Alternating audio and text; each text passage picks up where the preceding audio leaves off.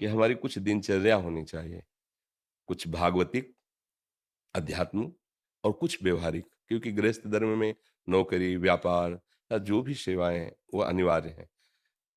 कुछ समय हम एकांत में अभ्यास करें, नाम जप करने का। हम कह रहे हैं ज़्यादा समय नहीं लगता, तो अगर हम 1 घड़ी 24 मिनट समय दें, 24 मिनट के लिए थोड़ी देर के लिए भूलो, तुम कौन हो, क्या करते हो, कहाँ जाना है, उस समय आप प्रभु को दो, उस समय आप ये सब गणित मत लगाओ। काटो मन को उस समय, उस मन की जो स्फुरणा देता है, उसको काटो। देखो हम 24 मिनट केवल तुमसे सहयोग चाहते हैं। 24 मिनट 24 घंटा की आपको ऊर्जा शक्ति दे देगा।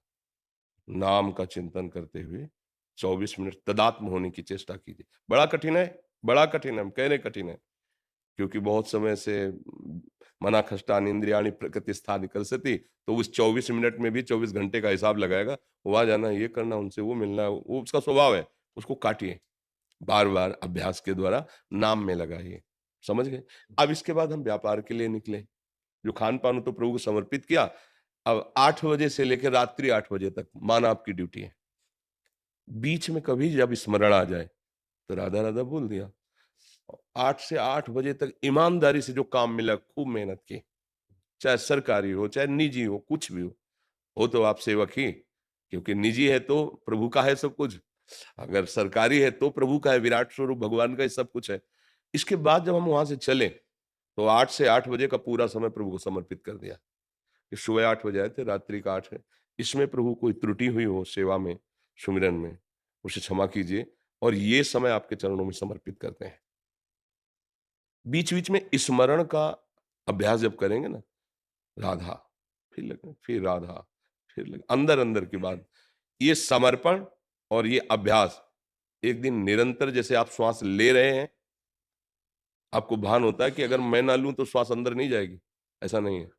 वो स्वाभाविक चल रही, नहीं चल रही? ऐसे स्वाभाविक नाम चलने लगेगा। पर उसके लिए अभ्यास, पहले कर्म समर्पण, चूँकि हमारा कर्म में इतना राग है कि तन्मयता हो जाती है और बिना एकाग्रता हो भी नहीं सकता। पर ऐसा नहीं कि भजन नहीं हो सकता।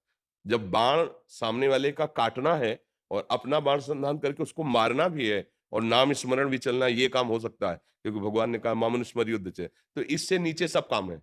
उसमें अपनी प्राण रक्षा करनी है और शत्रु का प्राण हनन करना है और उसके चलाए हुए अस्त्रों का निवारण भी करना है और भगवान का चिंतन भी साथ होना है। मतलब हो सकता है, लेकिन वो बहुत अभ्यास के बाद हो। तो हम प्रारंभ यहाँ से करें। कुछ समय एकांत दें, एकांते सुखमाश्रिताम, सुखपूर्वक जिस आसन पे बैठ सकते हैं, नींद ना आवे। पूरा का पूरा सामर्थ्य अंदर से जितनी भी एकाग्रता की, हम नाम पे लगा देते हैं। नाम सुन रहे हैं, नाम देख रहे हैं, नाम ही जप रहे हैं।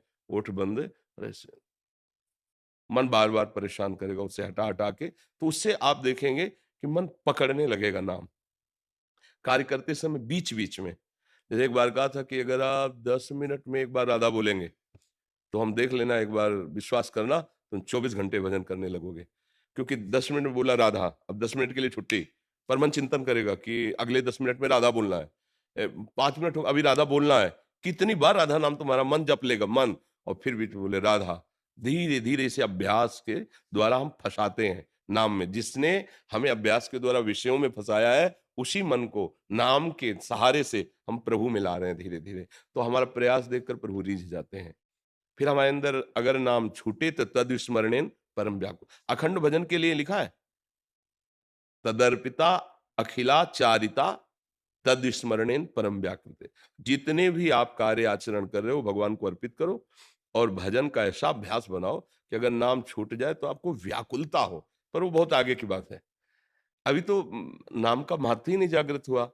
वो हमारे जब पाप कृत्य और पाप प्रवृत्ति, जिससे पाप कर कृत्य होता है, दोनों का नाश कर देगा, तब भजन में रुचि आने लगेगी। अभी तो बड़ा युद्ध है।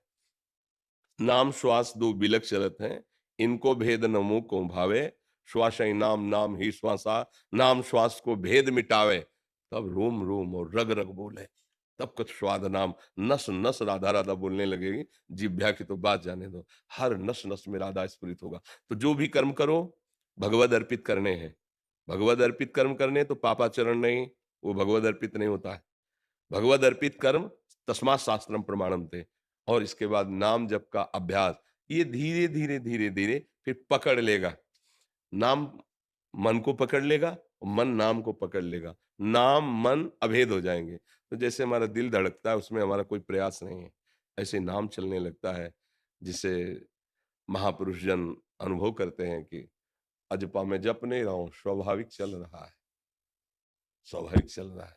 फिर नाम होने लगता है, अभी करना है, नाम जप का प्रयास, फिर नाम होने लगता है। तो घबराओ मत, हम उस मार्ग के पथिक हैं। अगर हम ककारा सीख रहे हैं तो एक दिन हम पूरा ग्रंथ पढ़ लेंगे, हमें घबराने की ज़रूरत नहीं। अगर हमारा मन थोड़ा भी नाम जप करने लगा है, थोड़ी भी ये बात समझ रहा है समर्पण की, तो आगे हम उन्नति को प्राप्त होंगे, क्योंकि हमारे साथ भगवान की कृपा है।